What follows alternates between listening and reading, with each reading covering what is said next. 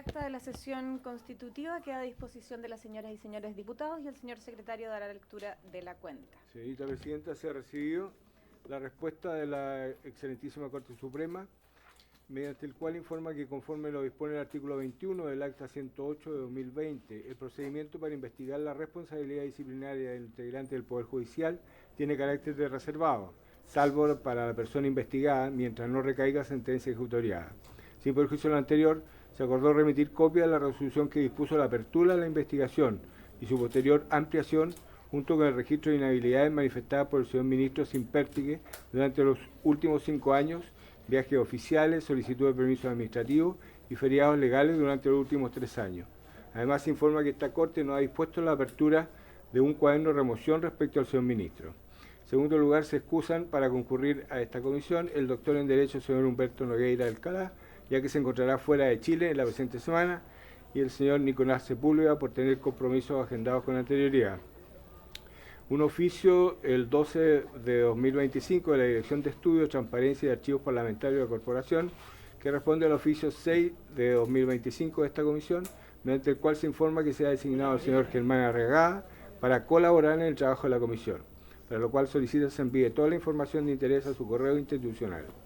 Por último, una solicitud recibida de parte de la Presidenta de la Comisión para que se invite en una próxima sesión al presidente de Trabajadoras y Trabajadores Judiciales, señor Marcelo Acevedo. Esa es la cuenta, Presidente. Muchas gracias, secretario. Ofrezco palabras sobre la cuenta, diputado Zulantay. No, quería consultar cuál es la vía para poder pedir una citación para otro invitado. No sé si acá a través de la cuenta, en puntos varios. ¿Sí? De inmediato. Bien. Se lo voy a pedir, por favor.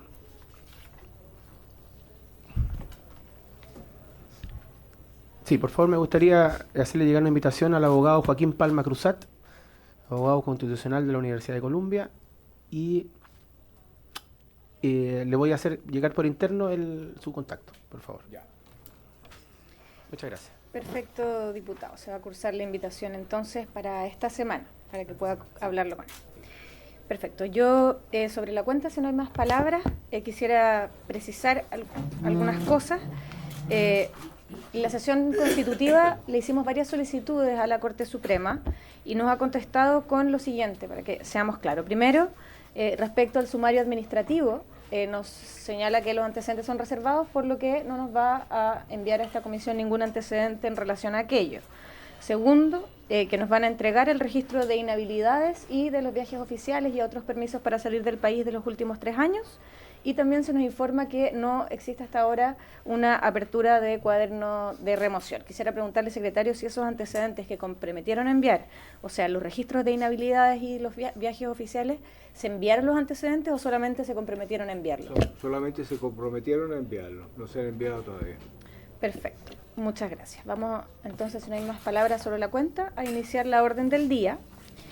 Esta orden del día tiene por objeto recibir las exposiciones de expertos en Derecho Constitucional que se referirán a los fundamentos de la acusación. Han sido invitados entonces para exponer vía Zoom el profesor Francisco Zúñiga Urbina, doctor en Derecho, profesor de Derecho Administrativo de la Universidad de Chile, y el profesor Javier Couso Salas, doctor en Derecho, profesor de Derecho Constitucional de la Universidad Diego Portales. ¿Hay alguna preferencia de orden? ¿No? Perfecto. Sigamos el orden de la tabla, entonces le vamos a dar la palabra hasta por 30 minutos. 15 minutos. 20 minutos. Para la pregunta, 20 minutos. Hasta por 20 minutos al profesor Francisco Zúñiga Urbina. Lo escuchamos, profesor. Muchas gracias por acompañarnos. Señora Presidenta, muchas gracias por intermedio de la Comisión por haberme invitado a exponer en derecho sobre la acusación constitucional entablada en contra del ministro de la Corte Suprema, don Diego Simpertigue Limares. Sin perjuicio de hacer llegar mi intervención escrita a la Comisión para efectos del acta, eh, quisiera preguntar en primer lugar en qué consiste el juicio político, el impeachment, eh, para deducir a partir de una definición inicial qué tipo de responsabilidades están en juego. El impeachment, la acusación en juicio político, es un instituto muy propio de los regímenes presidencialistas de América Latina, entronca con la institución americana, persecutora de responsabilidad, y la traducción más conocida del término es juicio político, que arraigó en toda América Latina gracias a la traducción que en su minuto hiciese Nicolás Calvo del comentario a la Constitución Federal de los Estados Unidos de Joseph Story y Alejandro Carrasco Albano de la traducción de la obra del Gobierno de Jurisprudencia Constitucional de los Estados Unidos de James Kent. Es decir, la traducción juicio político es una traducción que ha hecho fortuna del término anglosajón, impeachment, pero que no termina de dar cuenta cabalmente de la naturaleza del procedimiento y del tipo de responsabilidad que se persigue. Porque y esto puede parecer eh, una cuestión muy elemental, pero la responsabilidad constitucional que se persigue a través de la acusación en juicio político es una responsabilidad jurídica, una responsabilidad constitucional, no una responsabilidad política. Y por ende, el procedimiento de acusación en juicio político guardaría correspondencia con lo que un jurista alemán como Otto Kirchheimer denominó justicia política. Es decir, es un procedimiento mixto en su naturaleza. Es político y es también jurídico. Eso supone que el procedimiento dividió en dos fases: acusación en la Cámara, juicio político en el Senado. Se debe someter a la garantía del debido proceso, y esto lo ha puesto de relieve Silva Bascuñán en su obra, y más recientemente Andrés Bordalí cuando aborda la cuestión del debido proceso. Y eso también exige que los antecedentes con que cuente la Cámara y la comisión que investiga lleven, en definitiva, a establecer que se ha cometido un ilícito constitucional que, tratándose de magistrados del Tribunal Superior de Justicia, es notable abandono de deberes. Por tanto, la segunda cuestión a abordar es el tipo de responsabilidad que se persigue aquí. Lo decíamos inicialmente, es responsabilidad constitucional, no es responsabilidad política, y se diferencia esta de la responsabilidad administrativa, penal funcionaria o ministerial, civil funcionaria, y de la responsabilidad del fuero común. Porque aquí mismo se ha informado en la cuenta por ser secretario la existencia de un sumario administrativo, ¿ah? Eventualmente de un cuaderno de remoción, y esos estatutos de responsabilidad son estatutos de responsabilidad administrativa, no de responsabilidad constitucional. Porque hay una clara diferencia entre un estatuto y otro, y por tanto no podría haber, por ejemplo, una prohibición de doble punición por tratarse de ilícitos distintos y de naturalezas de responsabilidad de estatutos también diferenciados. Dicho esto, la existencia de esta responsabilidad constitucional de servidores públicos guarda directa relación con la forma política del Estado, que conforme al artículo cuarto de la Constitución es la República Democrática. Una república democrática, las autoridades son responsables y son responsables fruto de un delicado sistema de frenos y contrapesos de checks and balance.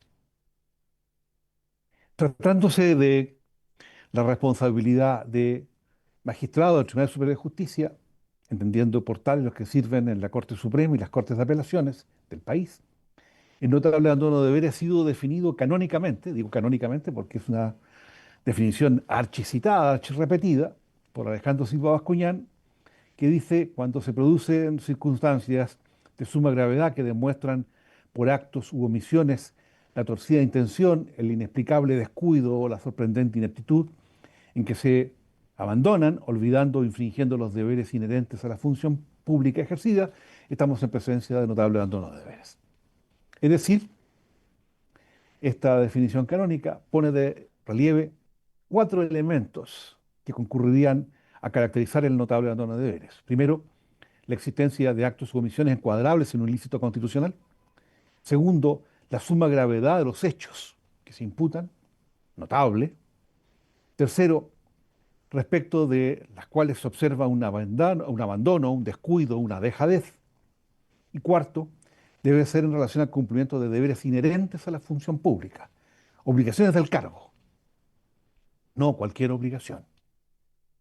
Caracterizada de esta manera la responsabilidad constitucional nos reconduce en definitiva precisamente a la cuestión de fondo, porque por tratarse de una responsabilidad jurídica exige definir cuáles son los deberes del cargo que han sido objeto de dejadez o abandono. Esta es una cuestión que ha estado discutida en el pasado, pero cualquier repaso a acusaciones contra magistrados del Tribunal Superior de Justicia nos permite decir hoy que esta Cámara ha entendido que estos deberes pueden ser sustantivos o adjetivos, son inherentes a la función y deben tener una fuente jurídica, es decir, una fuente formal de los derechos jurídicos, sea constitucional, legal, tratados internacionales o autos acordados que dicte la propia Corte Suprema. Y respecto de la Cámara de Diputados y Diputadas, de crearse una convicción razonable y certera, apreciando las pruebas respectivas para, en definitiva, dar por establecido notable abandono de deberes. Subrayo este último punto, el relativo a las fuentes en que descansan los deberes, puesto que de manera reciente la Corte Suprema, con fecha 12 de noviembre de 2025, ha aprobado el Código de Ética Judicial. En rigor, un auto acordado de la Corte Suprema que compendia de manera muy ambiciosa los deberes judiciales de contenido o alcance administrativo o disciplinario de naturaleza ética. Estamos ciertos que este Código de Ética Judicial no puede tener aplicación o vigencia retroactiva al caso que estudia la Comisión de la Honorable Cámara de Diputados, pero naturalmente es una fuente de consulta que permite ilustrar el examen de la cuestión. Antes de la vigencia de este Código de Ética Judicial, lo que teníamos era un auto acordado sobre principios de ética judicial y de la Comisión de Ética de 2007. Y por supuesto, algunos tratados internacionales que refieren a la materia, como el Código Iberoamericano de Ética Judicial y la Convención de Naciones Unidas contra la Corrupción y la Convención Interamericana de la misma materia. Más las disposiciones del Código Orgánico de Tribunales sobre deberes de los jueces. Eso respecto del notable abandono de deberes. Respecto del libelo acusatorio, yo quisiera recoger solo dos cuestiones. La primera, del examen o lectura del libelo, uno llega a la conclusión de que lo que se plantea como elemento de contexto es un debilitamiento de la probidad y de la igualdad ante la justicia, primero, y segundo, un riesgo institucional de normalización de vínculos impropios en la judicatura. Y a partir de esta caracterización, el libelo acusatorio lo que hace es sostener que tratándose de los deberes que deben cumplir los magistrados, los tribunales superiores de justicia, se requiere un juicio, una ponderación de magnitud respecto de los hechos que se imputan y su encuadramiento en deberes que han sido objeto de abandono o dejadez. Se refiere el mismo libelo a cuatro deberes gravitantes: el deber de probidad, el deber de imparcialidad, el deber de independencia, el deber de abstención. Y a partir de estos deberes imputa a través de tres capítulos responsabilidad constitucional al ministro de la Corte Suprema. No me voy a referir al mérito de esta cuestión, esta es una cuestión que debe ser ponderada por esta comisión y por la honorable Cámara, simplemente señalar que la acusación en juicio político debe ser examinada como un procedimiento de naturaleza mixta, político y judicial, y al mismo tiempo debe ser examinada con cuidado, porque se trata de una responsabilidad jurídica, debe ser examinada a la luz de los antecedentes sobrantes en poder de la Comisión y de la Cámara, debe cumplirse con las garantías del debido proceso legal, en particular el derecho a ser oído por esta comisión y por la Cámara, a examinar los antecedentes, a rendir antecedentes o pruebas que sirvan para el juicio de convicción respecto de la responsabilidad o la ausencia de responsabilidad a quien se imputa esta, porque se trata, al final de cuentas, de un procedimiento que queda igualmente sometido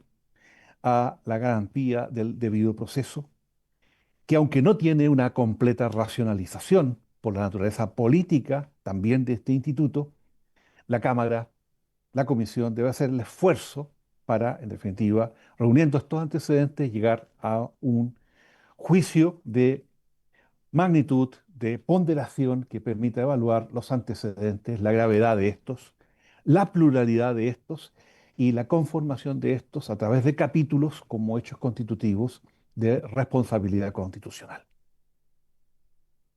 Puesto que, en definitiva, la fuente de estos deberes constitucionales está abierta a la Constitución, la ley, a los tratados internacionales, a autos acordados de la propia Corte Suprema.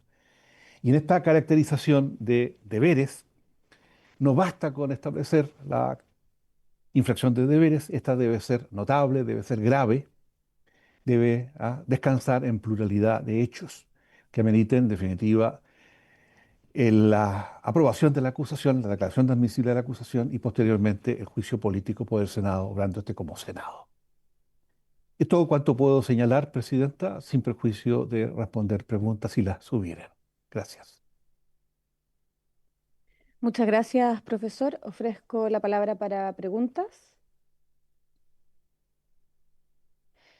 Ya, yo voy a tomar... diputado Manucheri. Es que yo como estoy presidiendo. Gracias. Quisiera hacer una consulta por su intermedio, Presidenta, respecto, que si pudiese profundizar un poco, porque ha sido materia de debate erróneamente, a mi juicio, constitucional, respecto de la contraposición de los juicios que hay penales y también los procesos administrativos que lleva la Corte. Nosotros en la acusación constitucional anterior, conforme a la argumentación del ministro, del exministro Antonio Ulloa, él argumentó que, su defensa argumentó que se estaría cometiendo un doble juicio al ser él ya exculpado por parte de la Corte Suprema. El argumento que nosotros sostuvimos con fuerza es que el proceso constitucional es un proceso distinto. Entonces me gustaría, si es posible, el poder que se pudiese profundizar respecto de este tópico y de si efectivamente pudiese existir si estamos hablando de la misma materia, lo que está juzgando, en este caso, el Ministerio Público, lo que está investigando y los tribunales penales, y lo que está investigando también los sumarios administrativos.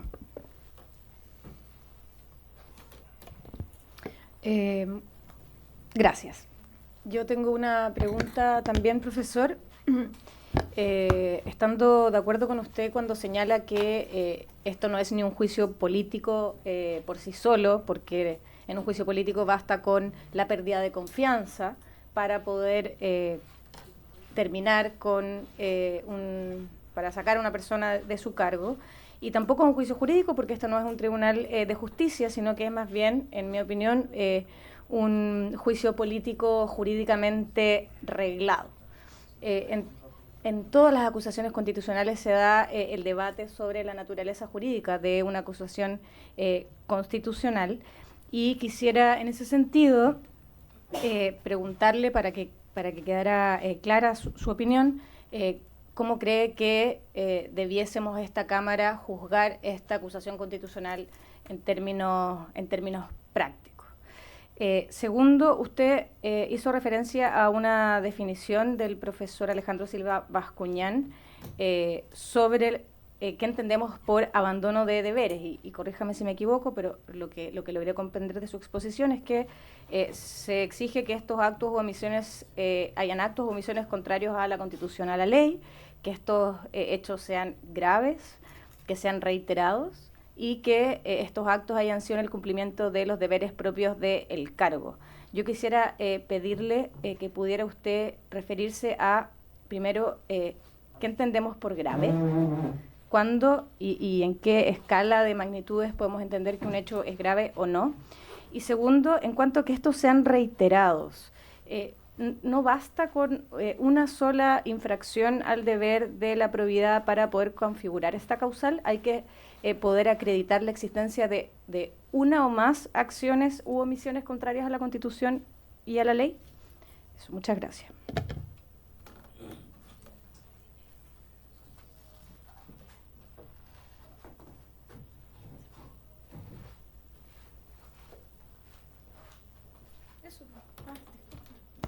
¿No hay más preguntas? No. Profesor, puede contestar.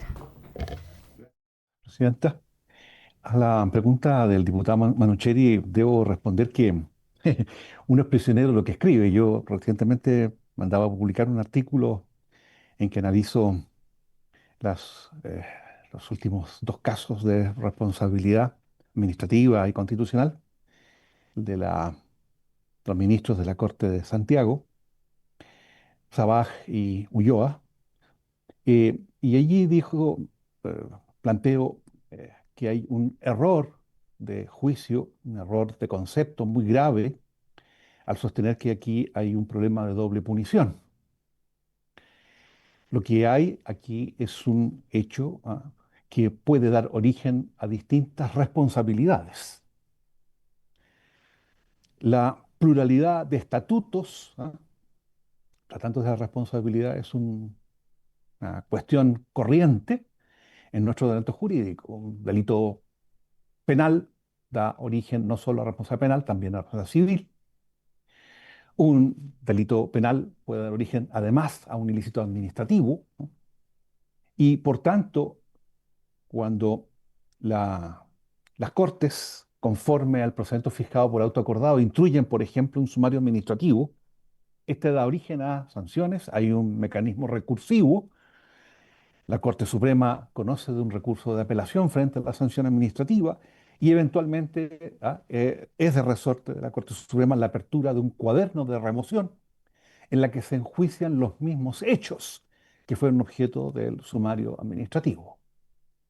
Cuando se planteó esto con motivo el caso del cuaderno de remoción de la ex ministra de la Corte de Santiago, Verónica Zabaja Escudero, la Corte Suprema hizo un análisis muy preciso de por qué no había doble punición tratándose de hechos que habían sido investigados por los fiscales judiciales y sancionados por la Corte y al mismo tiempo por los hechos conocidos por la Corte Suprema y objeto de sanción de destitución en el cuaderno de remoción. Y por tanto, esa argumentación de la Corte Suprema me parece muy sólida a la hora de desechar las alegaciones de la ex ministra Sabaj Escudero y al rechazar el recurso de reposición que esta misma entabló. No hay mucho más que agregar. Esta es una cuestión corriente, la de la pluralidad de estatutos en materia de responsabilidad. Yo no creo que eh, sea una línea de defensa adecuada. eh, y hay por lo demás precedentes en esta cuestión. Yo quiero recordar que en el pasado hubo una acusación en juicio político contra un exministro de la Corte Suprema, el entonces ministro Luis Correa Bulo, la acusación que fue desechada finalmente, pero la Corte Suprema, en un procedimiento administrativo disciplinario, destituyó al ministro Correa Bulo. Y los hechos apreciados en ambos procedimientos eran los mismos. Por tanto, no creo que aquí esté en juego el problema del non bis in idem o la prohibición de la doble punición. En cuanto a la segunda pregunta, que en rigor son dos preguntas. Este efectivamente no es un juicio político, en el sentido de que no se persigue responsabilidad política, no hay una autoridad que valore la conveniencia de que un servidor público siga desempeñando funciones públicas, pero tampoco es un procedimiento puramente jurídico, porque ni la Cámara ni el Senado son tribunales. ¿eh? Más aún, la Constitución dice expresamente que el Senado, cuando conoce de la acusación en juicio político, lo hace como jurado. Y por eso que me parece apropiada la caracterización que hace Kirchheimer, el jurista alemán, de estos procedimientos como justicia política. Justicia política. Son procedimientos mixtos en su naturaleza jurídica. Y en cuanto a la segunda cuestión, a la cuestión de la definición canónica de Alejandro Silva Bascuñán. Silva Bascuñán es un viejo maestro, uno solo puede honrar la memoria de viejos maestros a quien conocí, y pude disfrutar de su amistad, pero naturalmente no están escritas en piedra, ¿no? Primero. Segundo, cuando eh, uno habla de la gravedad, es porque el ilícito exige que sea notable el abandono de deberes. Pero esa gravedad la pondera la Cámara cuando conoce la acusación y el Senado cuando enjuicia como jurado. Y respecto de la pluralidad, yo no creo que haya reiteración, pluralidad, esta se da porque el ilícito es de notable abandono de deberes. No es un deber, son deberes, los que en definitiva deben ser infringidos. Y aquí el desafío de la Cámara y del Senado es determinar cuáles son esos deberes en función de las fuentes formales disponibles, la Constitución, el Código Orgánico de Tribunales, tratados internacionales y reglamentaciones relativas a ética judicial vigentes a la fecha de los hechos que se investigan en esta sede. Por tanto, la pluralidad deriva de las inconductas que se encuadran más allá de la cuestión relativa a la reiteración. No es elusiva mi respuesta, pero naturalmente quien está llamado a determinar la gravedad y la pluralidad es esta Cámara. Muchas gracias. Muchas gracias, profesor. Muy clara su respuesta. Le agradecemos por habernos acompañado. Si quiere, se puede quedar hasta el final de la sesión. Y vamos a pasar entonces al segundo invitado, al profesor don Javier Couso Salas, doctor en Derecho, profesor de Derecho Constitucional de la Universidad Diego Portales. Profesor, tiene 20 minutos para su exposición. Muchas gracias, señora Presidente, por su intermedio al resto de los integrantes de la comisión. Y aprovecho a saludar al estimado colega Francisco Zúñiga. Nos encontramos ante la cuarta acusación constitucional contra un alto magistrado de justicia del país en cerca de un año. Esto da cuenta de una crisis sin precedentes en la historia republicana del país, a excepción hecha de la crisis gatillada en la Corte Suprema el año 27, cuando se inaugura la dictadura del luego presidente Ibáñez.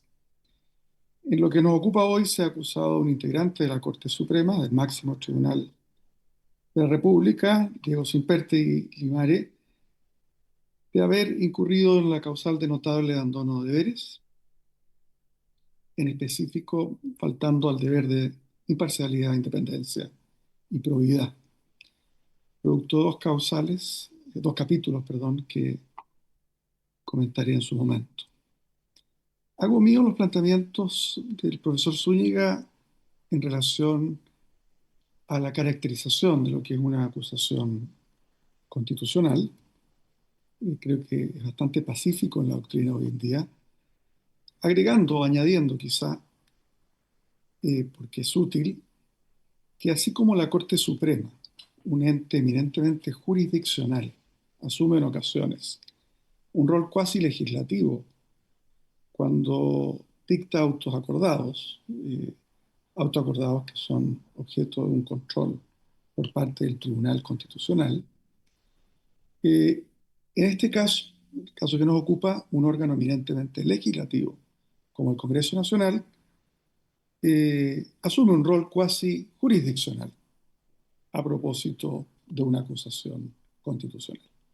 En este sentido, es político el juicio en términos del órgano que adopta este rol cuasi jurisdiccional, aplicar derecho, el derecho constitucional en este caso, a un caso concreto, a una acusación a un funcionario judicial, y por lo que a mi juicio está obligado a aplicar, según su leal saber y entender, el derecho aplicable, sin otras consideraciones de tipo político. Pasando ya a la acusación que nos ocupa, y como los honorables integrantes de la comisión lo saben, la única causal por la cual puede acusarse constitucionalmente un magistrado de los tribunales superiores de justicia es por notable abandono de deberes. Y como ya en el siglo XIX anotaba Jorge Uneus Segers, la expresión notable abandono de deberes no cabe hacerse equivalente a los delitos que pueden cometer los jueces y que están tipificados en el Código Penal: cohecho, prevaricación, torcida administración de justicia. Y por tanto debemos entender, planteaba Jorge Uneus, deben ser, bajo la nomenclatura notable abandono de deberes, deben entenderse otras conductas que no alcanzan el umbral delictual a que me he referido, lo que hace sentido y amplía considerablemente el ámbito por el cual puede acusarse y eventualmente removerse por parte del Congreso Nacional a un juez de la República, a un juez superior. En otras palabras, el estándar que se exige por el concepto del ilícito constitucional de notable abandono de deberes por parte de un juez es un estándar mucho más exigente que el que se exige, naturalmente agregaría, para procesar y condenar y sancionar penalmente a ese funcionario. El notable abandono de deberes en ese sentido tiene, a mi juicio, mucho más relación con la noción de buen comportamiento que exige el artículo 80 de la Constitución a todos los jueces.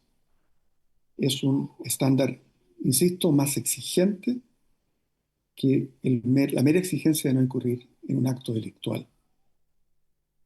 Este estándar de conducta, por otra parte, es importante considerar que no debe incluir el contenido de los fallos judiciales.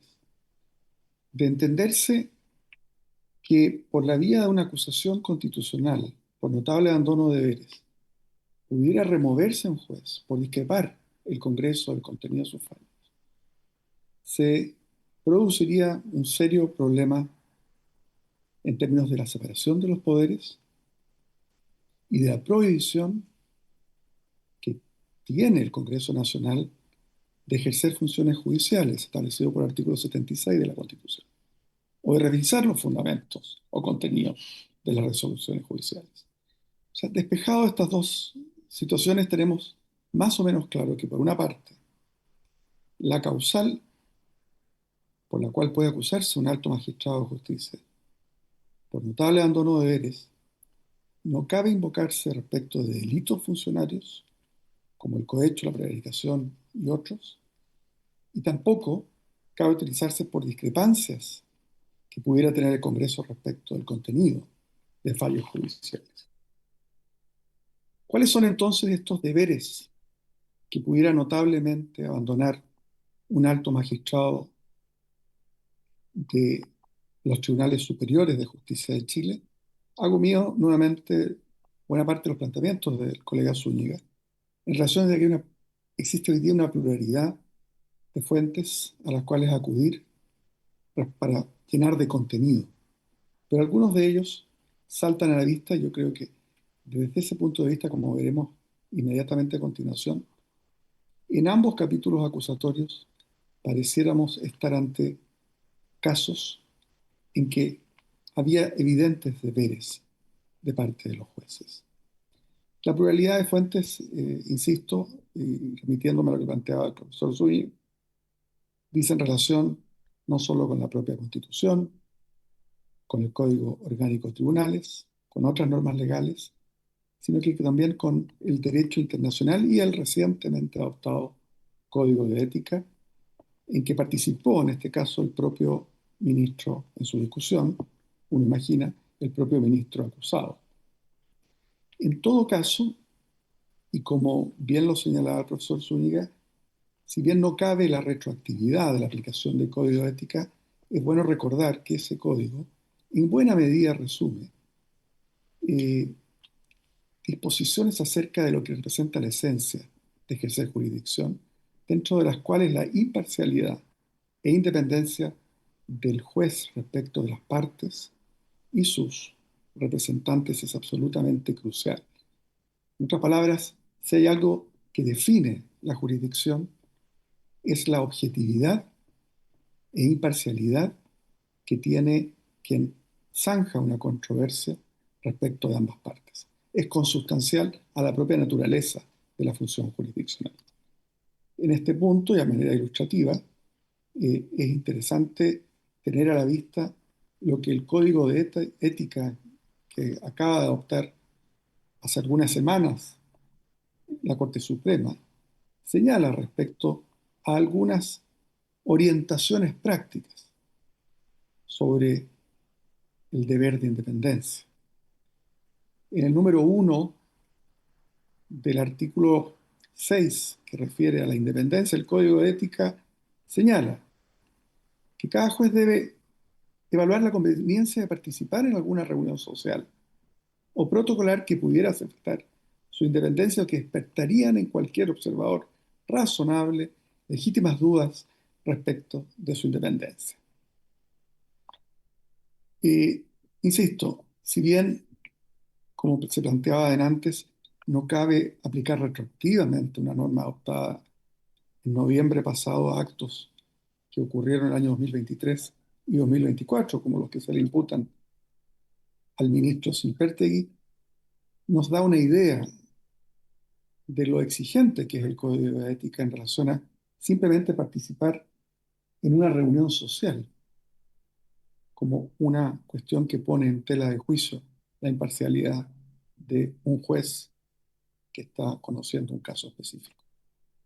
En aras del tiempo no andaré en todos los deberes propios de los jueces que pudieran dar lugar a la causal de notable abandono de deberes, sino que más específicamente al deber de independencia e imparcialidad. Y a mi juicio, quizá, como planteaba antes, actuar con independencia e imparcialidad, en lo que recordemos, puede ser caracterizado como nada menos como el ejercicio de un tipo de soberanía, aplicar a casos concretos la Constitución y las leyes que se les ha confiado a aquellas autoridades que han sido designadas para tener la alta dignidad de juez de la República. Como contrapartida al principio de inamovilidad, durante el buen comportamiento de que gozan tales funcionarios, está el comportarse de una manera que sea correspondiente con esta sensible labor de adjudicar, además en una época donde las decisiones de los altos tribunales y en particular la Corte Suprema tienen más incidencia que nunca en nuestra historia, producto de procesos de judicialización, quizá las cuestiones más importantes en materia económica, política, social, electoral, en algún grado pueden ser objeto de decisiones de la Corte Suprema. De ahí que la independencia e imparcialidad de los jueces, junto con su competencia, pero sobre todo la independencia e imparcialidad, pasan a ser esenciales. Sin aquella, simplemente se puede demoler el prestigio y con eso poner en riesgo la propia existencia del Poder Judicial como lo conocemos y como ha ocurrido en otros países. Pasando ahora a algunas consideraciones generales del nivel acusatorio en específico. Los diputados acusadores, en el primer capítulo del libelo, señalan que el juez Diego Simpertegui habría vulnerado el deber de imparcialidad por haber planificado y ejecutado dos cruceros con uno de los abogados de las dos causas en que tuvo participación como juez. De corroborarse esto, se habría transgredido, a mi juicio, gravemente y notablemente el deber de imparcialidad, independencia y probidad por parte del juez. Sin perjuicio de que, de acuerdo a este informante, la infracción del deber de imparcialidad, insisto, existía antes de la reforma al artículo 8 de la Constitución. En otras palabras, el deber de ser imparcial e independientes precede a la introducción por parte del constituyente derivado del artículo 8 de la Constitución. Es parte de lo consustancial a la naturaleza de ser juez. Por lo tanto, es importante tener en cuenta que algo parecido ocurriría con los artículos 195 y 196, que si bien no son directamente aplicables a este caso, la hipótesis de amistad con el abogado de una de las partes o de estrecha familiaridad con un abogado de una de las partes no está entre las hipótesis por las cuales se puede implicar por las cuales se encontraría implicado el juez. Ni siquiera es claro que las causales de recusación estén cubiertas por esto. Por lo cual, a mi juicio, hay que centrarse exclusivamente en si razonablemente, a la luz de lo que implicaba la judicatura al tiempo de introducirse por primera vez la causal de notable abandono de deberes, estábamos o no ante un acto que hace, por decirlo así, desvirtúa completamente el rol judicial. Y claramente desde tiempos inmemoriales, la imparcialidad respecto a las partes es, a mi juicio, una cuestión consustancial al hecho de ser juez. Y el abandono de ese deber de imparcialidad representa para mí una instancia notable de abandono del deber de cumplir con esa alta responsabilidad. Aquí, y aprovechando de avanzar sobre una de las preguntas que se le ha hecho a mi colega respecto a si debiera ser reiterada, eh, esa es una elaboración doctrinal, la Constitución no plantea el deber de reiteración, e invito a los honorables diputados integrantes de la comisión a imaginar que se probara fehacientemente un solo acto de cohecho en que se acredite que un juez recibió por una sola vez una importante suma de dinero para fallar un caso de acuerdo en el sentido que lo necesitaba la parte que realizó el pago. En ese caso sería una única instancia, pero revestiría tal gravedad que demostraría que tal juez no es alguien que uno quisiera continuar adjudicando en el Poder Judicial. En términos de los umbrales que exige el ilícito de notable abandono de deberes, me parece a mí que el Código de Ética lo único que hizo es recoger un principio preexistente que estaba vigente desde tiempos inmemoriales, cabe insistir. Dicho de otro modo, el estándar de que un juez que tenga vínculos de amistad con el abogado de una de las partes no se deriva ni de este Código de Ética recientemente aprobado, ni de una norma específica del COD, sino que hace parte de la esencia de lo que debe ser un juez. Por lo que, si quiere esbozar que sabiendo que existía respecto de él, abogado de una de las partes, un vínculo de amistad que lo llevó a hacer, de probarse, insisto, 2 viajes con él alrededor del tiempo en que estaba definiendo, redactando incluso sentencias que eran relevantes para el abogado de las partes que mencionamos, existiría un cuestionamiento respecto de la objetividad con que se adoptó esa decisión judicial. Motivo por el cual, por el solo hecho de haberse encontrado en la situación, debió haberse inhabilitado o por lo menos haber hecho saber a las partes y al resto del tribunal las circunstancias de estar planificando un crucero, haber ya hecho uno con ocasión de otro de los casos. En el primer capítulo acusatorio son dos los eventos que se mencionan, uno vinculado al caso Movitec y el otro el caso Fundamenta, pero en ambos casos se plantea básicamente la misma cuestión. En este punto cabe hacer una consideración que puede no tener mucha relevancia para el caso que ocupa a la comisión, pero que me parece relevante plantearlo.